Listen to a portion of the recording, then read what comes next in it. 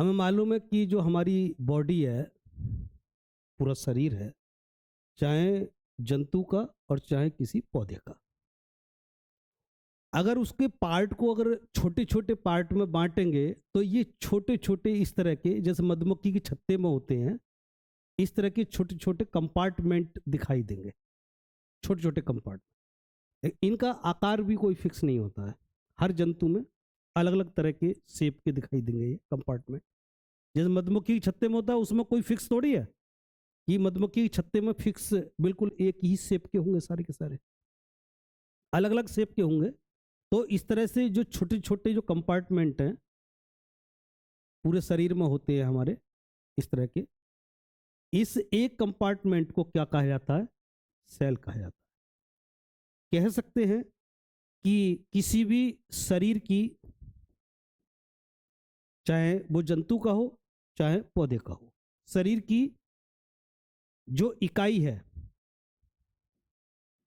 Unit है, वो क्या है? वो सेल है। सेल को हिंदी में कोशिका भी कह देते हैं और इसको कोसा भी कह देते हैं। कहीं कहीं आपको केवल कोसा देखने को मिलेगा। तो किसी भी शरीर की सबसे छोटी इकाई क्या है? सेल। सबसे छोटी इकाई सेल है। जैसे हम किसी पदार्थ को तोड़ेंगे, इसको तोड़ेंगे, तो सबसे छोटी इकाई क्या है? Electron, proton, neutron. इसी में तो टूटेगा। वैसे परमाणु कहते हैं। सबसे छोटी इकाई क्या है? परमाणु, एटम। लेकिन आज एटम के भी पार्ट हो गए। ऐसे ही किसी शरीर की सबसे छोटी इकाई क्या है? सेल। अब ये कार्य में है, मतलब क्रियात्मक है या रचनात्मक है? अगर इसकी शेप में देखेंगे तो शेप में सबसे छोटी है या काम में भी छोटी है? जैसे पूरे शरीर के तमाम सारे काम हैं, पाचन, उत्सर्जन, श्वसन, हम जो सांस ले रहे हैं, हमारा ब्लड इधर उधर जा रहा है, पौधे के अंदर पानी ऊपर नीचे जा रहा है, तो ये सब किसी वर्क में भी सबसे छोटी है या केवल शेप साइज में ही सबसे छोटी है? दोनों में सबसे छोटी है। आप कहेंगे दोनों चीजों में सबसे छोटी। किसी भी पौधे की, किसी भी जंतु की सबसे छोटी इकाई क्या है? कोशिका है, सेल है। कार्य में भी और शेप साइज में भी सबसे छोटी। तो पहला क्वेश्चन तो हमारा यही बन जाएगा कि शरीर की सबसे छोटी इकाई क्या है? कोशिका।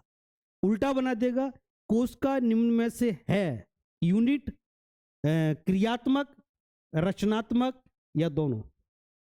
तो दोनों, दोनों तरीके से सबसे छोटी इकाई है।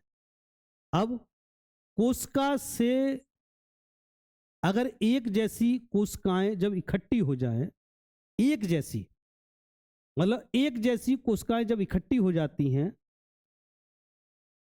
एक जैसी, तो वो क्या बना लेती हैं? वो बना लेती हैं टिश्यू। अब इसको टिश्यू कहेंगे। टिश्यू का मतलब है एक ग्रुप, मतलब group of cells. Group of cells क्या कहलाएगा? टिश्यू कहलाएगा। टिश्यू का मतलब ग्रुप ऑफ सेल्स। जब एक जैसी सेल्स एक जगह इकट्ठी हो जाती है तब उसी ग्रुप को हम कहते हैं टिश्यू। नोट करते जाइए, छोटे छोटे क्वेश्चन ये नोट करते जाइए नहीं तो फिर साफ हो जाएगा सब।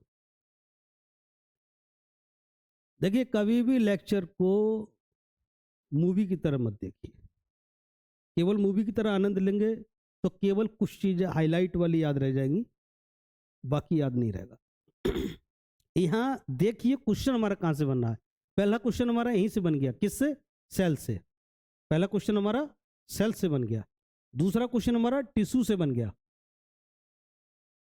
अब यहीं देखिए, डीप में जाइए। सिर्फ सेल्स का ग्रुप ही तक नहीं है। अब वो कहेगा क्या same size, same shape, same work वाली सेल का ग्रुप टिश्यू है या अलग अलग साइज, अलग अलग शेप हो सकता है, अलग अलग वर्क हो सकते हैं?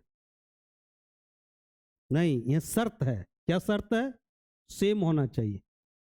किस किस में? वर्क में, मतलब क्रियात्मक भी क्रियात्मक वर्क में और रचनात्मक भी। जैसे रचनात्मक क्रियात्मक यहां सेम है, यहां पर सेम है, ऐसे ही टिश्यू में भी होना चाहिए। सेम वर्क करती हो, सेम साइज हो, सेम उसका शेप हो, तब। जैसे कि ये सेम साइज है, सेम वर्क है, और या फिर ये देखो एक जैसी लग रही है, एक जैसी लग रही है। साइज में थोड़ा बहुत हो सकता है, लेकिन लगभग लगभग सब सेम ही है, सेम वर्क कर रही है। तो ग्रुप ऑफ सेल क्या कहलाएगा? टिश्यू। क्लियर?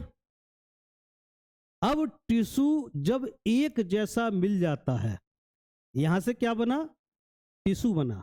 और टिश्यू जब एक जैसे हो जाते हैं इकट्ठे, तो क्या बनता है? बोलो। जब टिश्यू एक जैसे इकट्ठे हो जाते हैं तो क्या बनता है? ऑर्गन। ऑर्गन बनता है, मतलब अंग बनते हैं, अंग बनते हैं। जैसे कि पाचन तंत्र, पाचन, श्वसन, हमारा फेफड़ा, हमारा लीवर, हमारा किडनी, तो ये किससे बन रहे हैं? टिश्यू से बन रहे हैं। जब एक जैसे टिश्यू एक जगह इकट्ठे हो जाते हैं तो क्या बनाता है? ऑर्गन। और ऑर्गन आपस में मिलकर के क्या बनाते हैं? बॉडी, शरीर। इसको अंग तंत्र भी कह देते हैं। जैसे पाचन का पूरा अंग तंत्र, पाचन तंत्र, श्वसन तंत्र, उत्सर्जन तंत्र, परिसंचरण तंत्र, इस तरह से पूरा हड्डियों का तंत्र, तो ये क्या है? ऑर्गन्स हैं। तो सेल ने मिलकर के क्या बनाया? टिश्यू, टिश्यू ने मिलकर के ऑर्गन, ऑर्गन ने मिलकर के बॉडी। इस तरह से ये चलता है पूरा। पूरा शरीर किस चीज का बना हुआ है? ऑर्गन्स का। ऑर्गन्स किसके बने हुए हैं? टिश्यू के। और टिश्यू किसके बने हुए हैं? सेल्स के। क्लियर? अब टिश्यू एक ही तरह का नहीं होता है, पूरी बॉडी में टिश्यू के बहुत सारे टाइप हैं। जंतु में अलग तरह के हैं, पौधे में अलग तरह के हैं। तो पहले जंतु का देख लीजिए।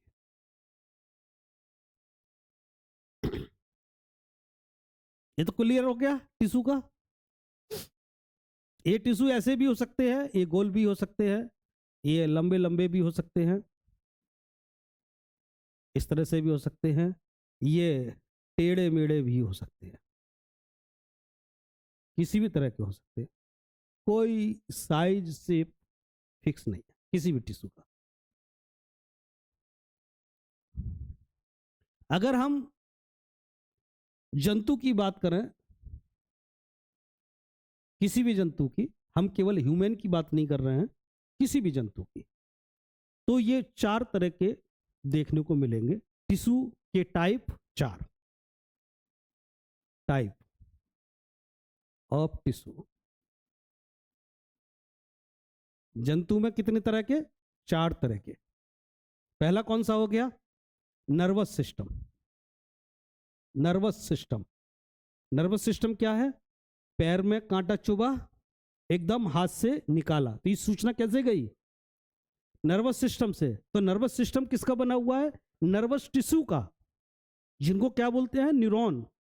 एक न्यूरॉन, देखो ऐसी न्यूरॉन बहुत सारी हैं, हमारे पूरे शरीर में भी है, और सबसे ज्यादा कहाँ है? हमारे मस्तिष्क के अंदर।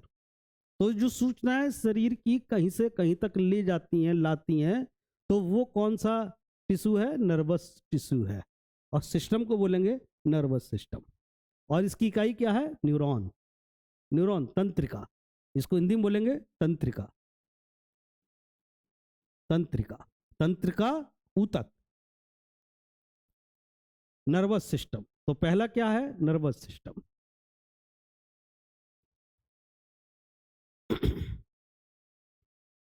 दूसरा है मसल्स। मसल्स, मसल्स मतलब मांसपेशियां।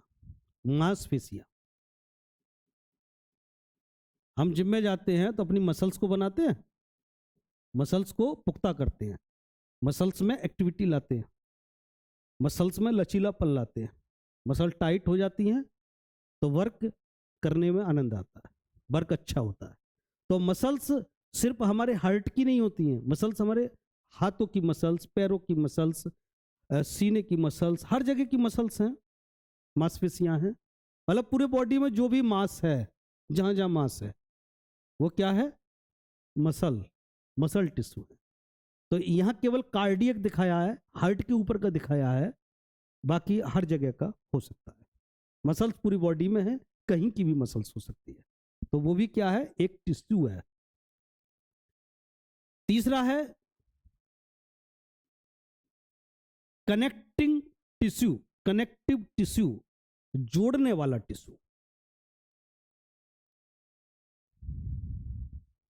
जोड़ने वाला, एक जगह से दूसरी जगह को कनेक्ट करेगा। जैसे आपने हड्डी में पढ़ा, किसी भी हड्डी को हड्डी से जोड़ने वाला कौन सा होता है? हम्म,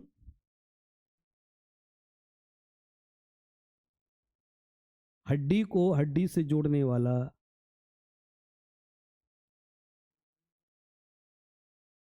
हम्म,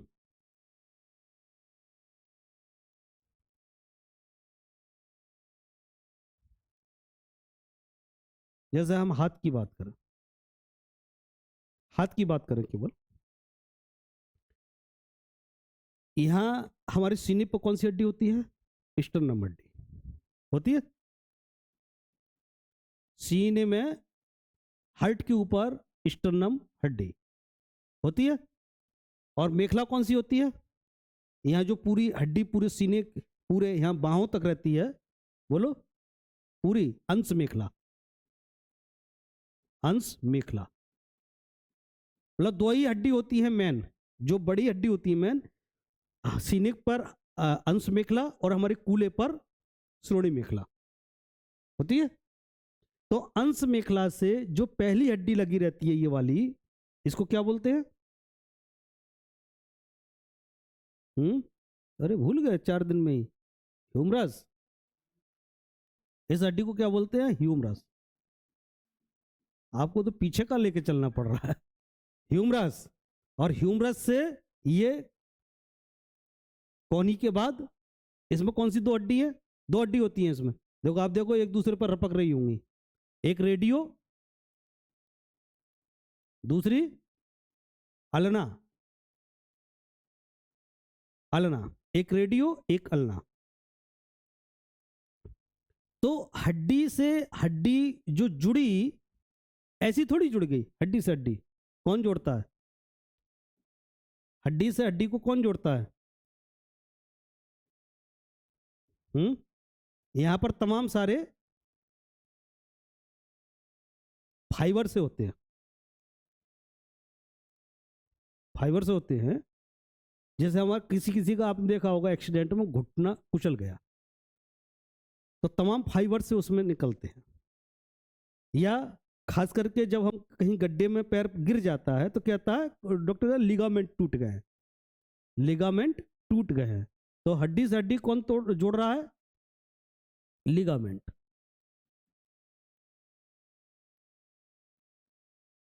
लिगामेंट।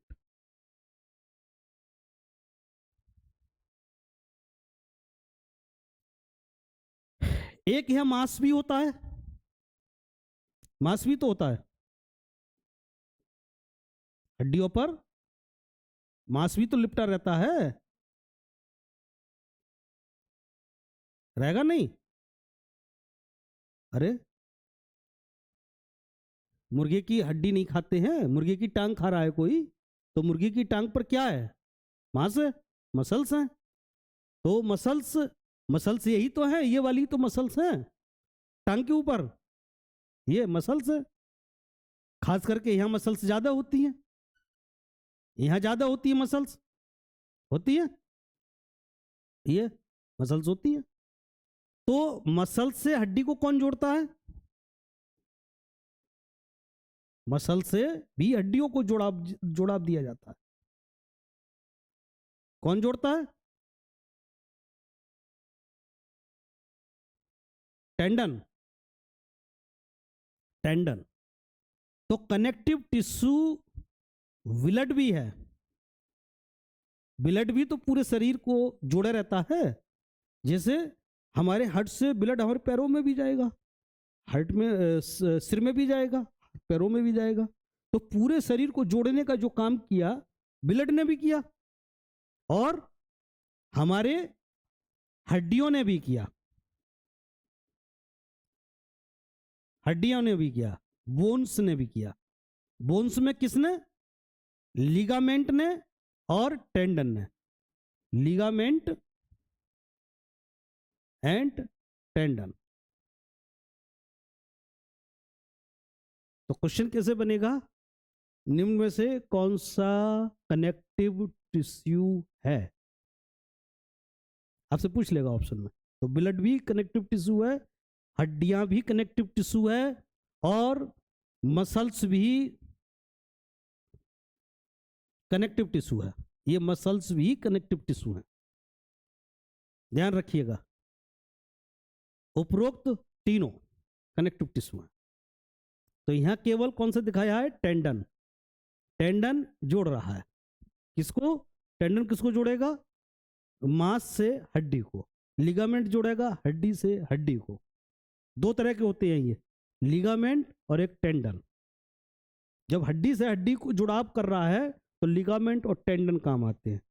जब फ्रैक्चर होता है पैर में, पैर जब मोच जाता है तो लिगामेंट खिंच जाते हैं, मोच आ जाती है, जिसको कहते हैं मोच लिगामेंट में। जैसा अभी हम आज रेस लगा लें, रोज नहीं लगाते हैं, तो 2-3 दिन तक दर्द होगा बड़ा भयंकर। क्यों? क्योंकि लिगामेंट खिंच गए। जब हम अचानक करते हैं तो लिगामेंट खिंच जाते हैं, रोज करते हैं तो लिगामेंट टाइट हो जाते हैं, मजबूत हो जाते हैं, तो रोज में कोई दिक्कत नहीं। क्लियर? कनेक्टिव टिश्यू एक होता है एपिथेलियल टिश्यू, एक एपिथेलियल टिश्यू होता है। एपिथेलियल का मतलब है स्किन में, हमारी स्किन में। स्किन तो कहीं भी होती है, स्किन हमारे हाथ पे भी है, हमारे चेहरे पे भी है स्किन, पूरे शरीर पर स्किन है, कवरिंग, पूरी बॉडी की जो कवरिंग है वो क्या है? Epithelial skin. स्किन के ऊपर जो परत होती है वो एपिथेलियल टिश्यू है। स्किन के ऊपर एपिथेलियल, पूरे शरीर को जोड़ने वाला कनेक्टिव, और पूरे शरीर में सूचनाओं को ले जाने वाला नर्वस। बाकी जो मांस है वो मसल्स है। हो गए 4 तरह के टिश्यू। यही 4 तरह के टिश्यू होते हैं पूरे जंतु की बॉडी में। अब जंतु चाहे ह्यूमन बॉडी हो चाहे कोई भी जंतु क्यों ना हो, हर एक के अंदर यही सिस्टम होगा। केवल ये 4 प्रकार लिख लीजिए।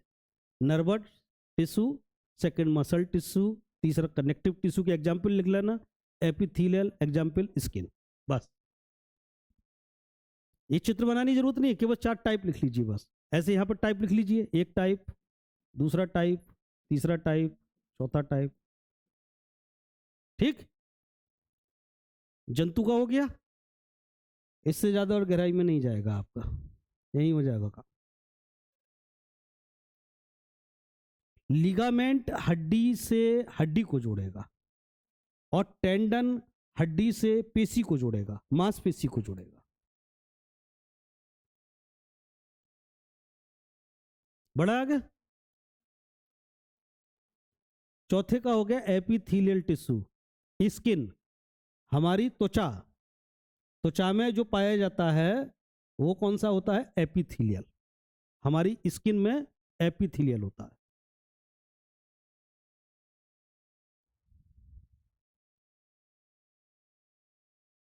एक और लिख लीजिए, स्पेशल एडिपोज ऊतक।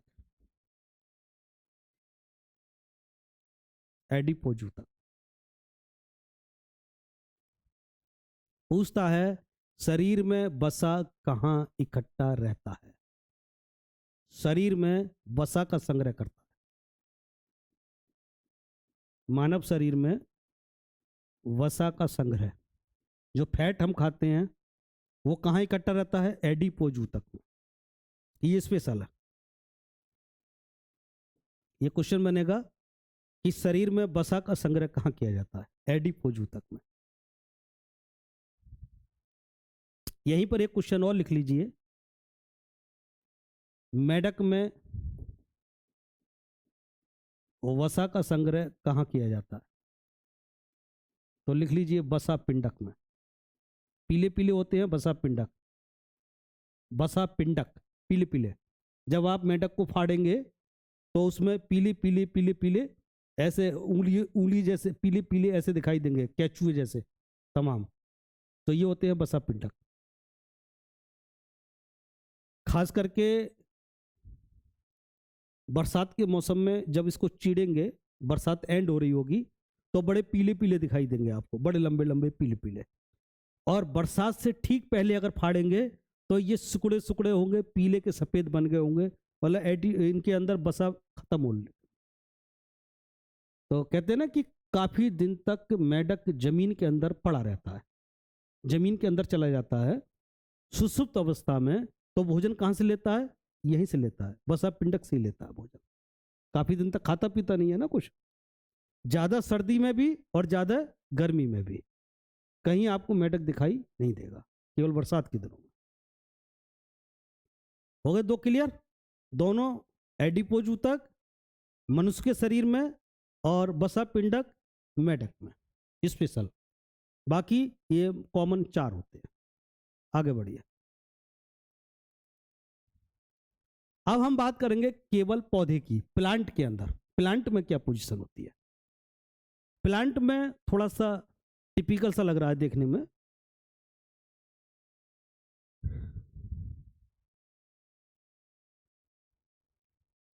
प्लांट में 2 तरह के आपको मिलेंगे। एक का नाम है मेरिस्टेमेटिक टिश्यू, हिंदी में बोलेंगे तो विभज्योतक ऊतक। विभज्योतक का मतलब हो गया विभाजन करने वाले।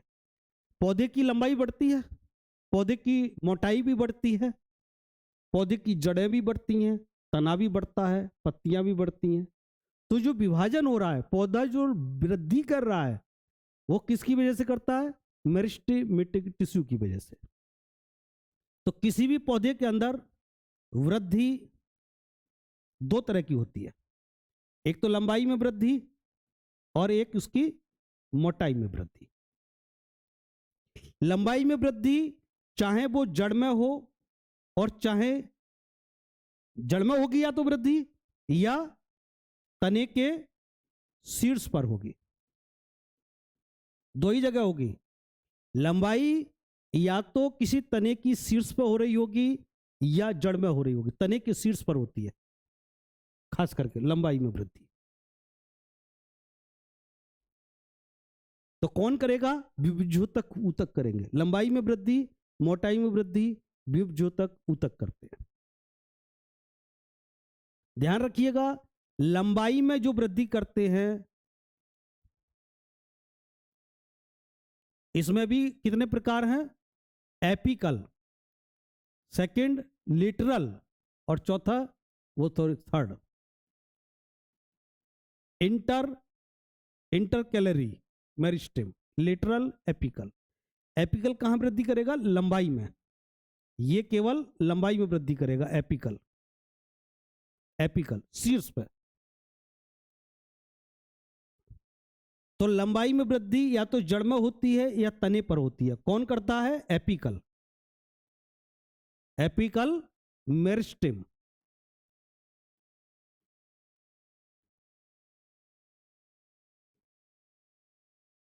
तो पूछ लेता है विभज्योतक ऊतक सबसे ज्यादा कहां होते हैं? विभज्योतक ऊतक सबसे ज्यादा कहां होते हैं?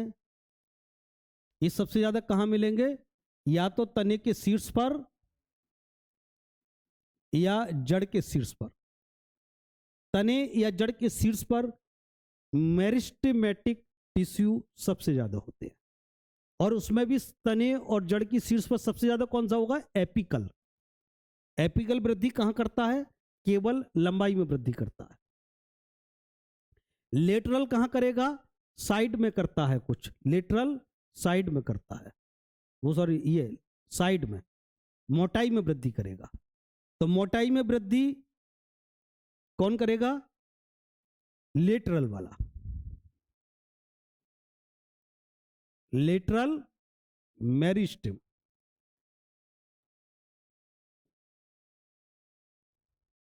लेकिन आगे चल के चेंज हो जाएगा, लेटरल नहीं करेगा। एक और बताएंगे, सेकेंडरी ग्रोथ करती है, secondary growth. Cork cambium,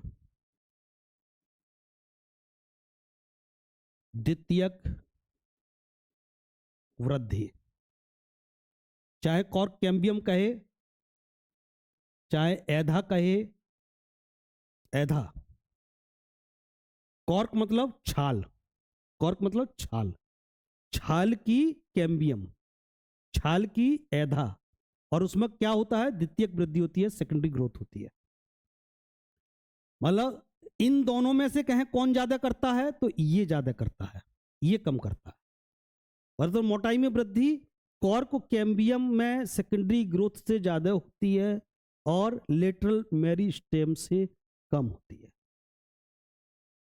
clear हो गया?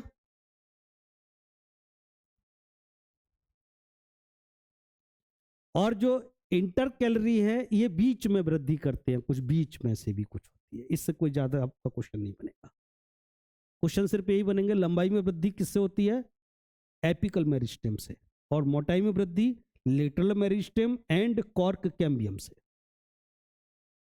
हो गया क्लियर? मेरिस्टेम, मेरिस्टेम केवल वृद्धि कराएगा बस, और कुछ नहीं। वो बीच में थोड़ा बहुत बढ़ता है, कोशिकाएं भी बढ़ती हैं ना आपस में, जैसे हम खींचें इसको तो सेल्स भी बढ़ेंगी, सेल्स भी साइज में शेप में थोड़ी बढ़ जाती है, तो वो कौन सा करेगा, इंटर कैलोरी करेगा अंदर की। इससे क्वेश्चन कुछ नहीं आएगा, क्वेश्चन सिर्फ दो ही आएंगे। दूसरा जो होता है वो होता है परमानेंट टिश्यू, बिल्कुल फिक्स रहते हैं, परमानेंट, इनमें वृद्धि नहीं होगी, ऐसे रहता है, परमानेंट।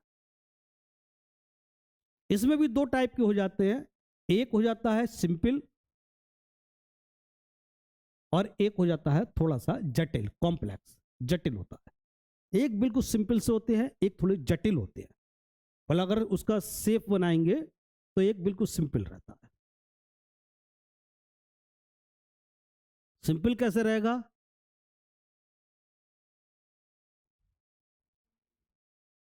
सिंपल भी तीन तरह के हो जाते हैं, एक होता है पेरेनकाइमा, एक का नाम होता है कोलेनकाइमा, और तीसरा होता है स्क्लेरका। इसको बना लो चार्ट, चार्ट बना लो, बढ़िया रहेगा एकदम। दो पार्ट करो, मेरिस्टेम परमानेंट, परमानेंट के दो पार्ट कर लो, सिंपल कॉम्प्लेक्स, फिर इसके पार्ट कर लो तीन, पेरेनकाइमा, कोलेनकाइमा, स्क्लेरेनकाइमा। हिंदी में लिखेंगे तो मृदु तक, मृदु तक,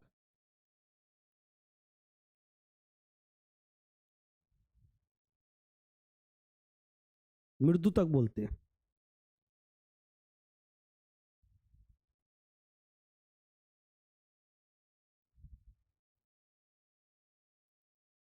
स्थूल कोण ऊतक और दृढ़ ऊतक, स्थूल कोण ऊतक, दृढ़ ऊतक, तीन टाइप हो गए। साथ साथ चल रहे हो ना?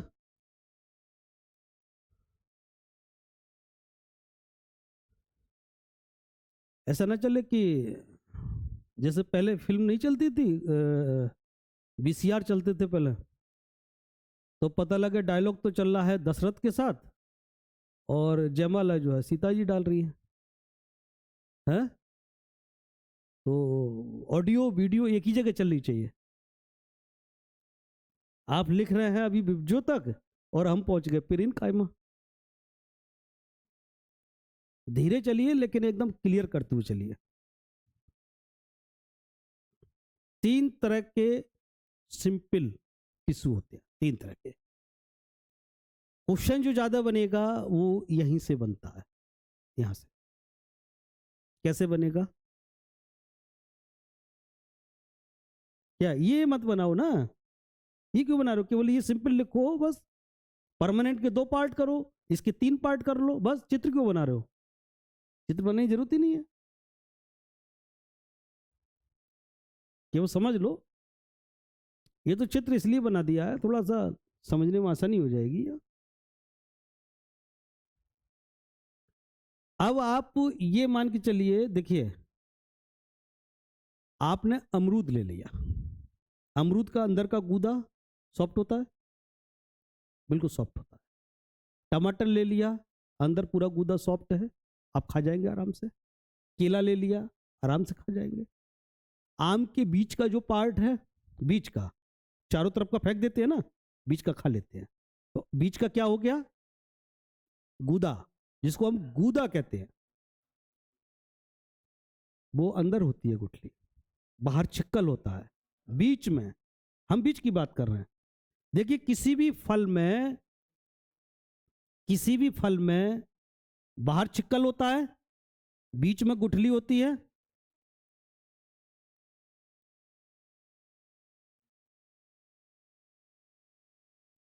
आउटर लेयर, मिडल लेयर और इनर लेयर। किसी भी फल में तीन ही पार्ट होते हैं। किसी में बीच में गूदा होता है, किसी में बाहर गूदा होता है, किसी में पूरा गूदा होता है, किसी में बीज होता ही नहीं है। जैसे केला, केले में बीज होता ही नहीं, और किसी में बीज होते हैं।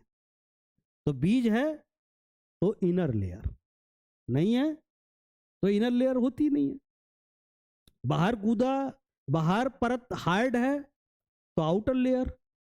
जैसे कि आम में, आम का छिक्कल फेंक देते हैं, लेकिन अमरूद का छिक्कल तो नहीं फेंकते, अमरूद खा लेते हैं। तो अमरूद क्या है? आउटर लेयर, इसी में मानी जाएगी।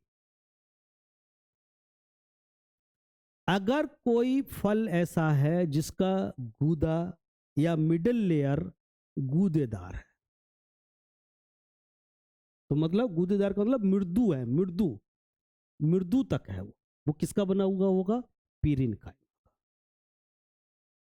उसकी जो सेल्स देखेंगे, सेल्स कैसी होंगी इसकी? इसकी सेल्स नॉर्मली इस तरह से, सेल्स बीच में, देखिए बीच में गैप है गैप, बीच बीच में गैप आ रहा है। देखिए सेल्स के बीच में गैप आ रहा है।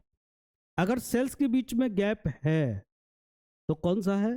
पीरिनकाइमा, गूदेदार फल। तो इसका एग्जाम्पल लिख लीजिए, गूदेदार फल, जैसे कि केला, अमरूद। किसी भी फल का गूदा, आप ये कह लीजिए किसी भी फल का गूदा, तो क्या है? पीरिनकाइमा। किसी भी फल का गूदा, लीची का गूदा, अमरूद का गूदा, केले का गूदा जो हम खा रहे हैं, वो क्या है? पीरिनकाइमा। क्लियर? इसके सेल्स के बीच में स्पेस रहता है, पहचानिए, स्पेस होता है। अगर सेल्स के बीच में स्पेस ना रहे, देखो इसमें नहीं है, देखो इसमें नहीं है, इसमें बीच में कुछ भरा हुआ है, कुछ भरा हुआ है, बीच में खाली नहीं है जगह, कुछ भरा हुआ है, देखिए है। जब बीच में ना रहे तो कोलोन कायमा, कोलेन कायमा। कोलेन कायमा का मतलब है लचीला, लचीलापन होगा इसके अंदर, इसके अंदर लचीलापन होगा। किसी के अंदर लचीलापन है तो समझ लो कोलेन कायमा। जैसे कि बताओ,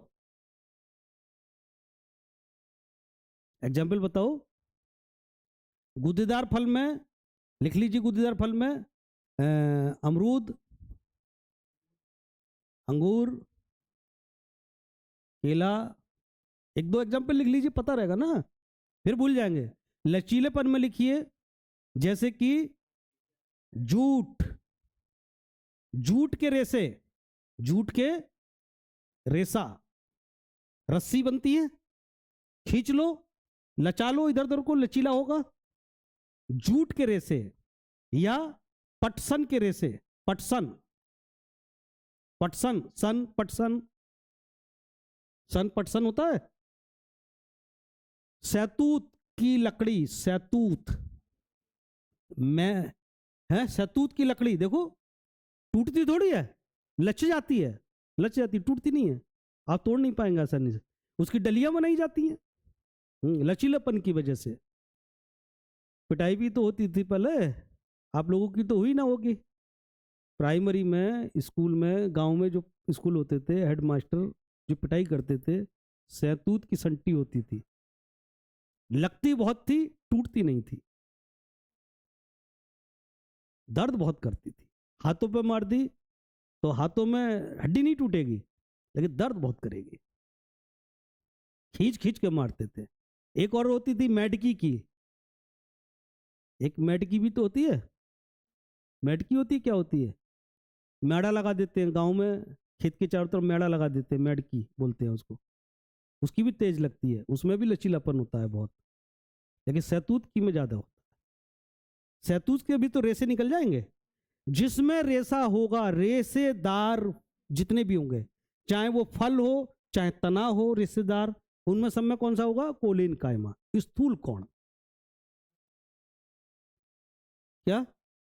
वो तो फल है, हम फल की बात ही नहीं कर रहे हैं, हम तो टिश्यू की बात कर रहे हैं। टिश्यू फल में भी हो सकता है, टिश्यू बीज में भी हो सकता है, और टिश्यू तने में भी हो सकता है, जड़ में भी हो सकता है। टिश्यू मतलब सेल, तो सेल पूरा शरीर ही सेल का बना हुआ है। तो यही तो हम बता रहे हैं, कहां मिलेगा कोलिन कायमा? कहां मिलेगा? रेसों में मिलेगा, रेसेदार।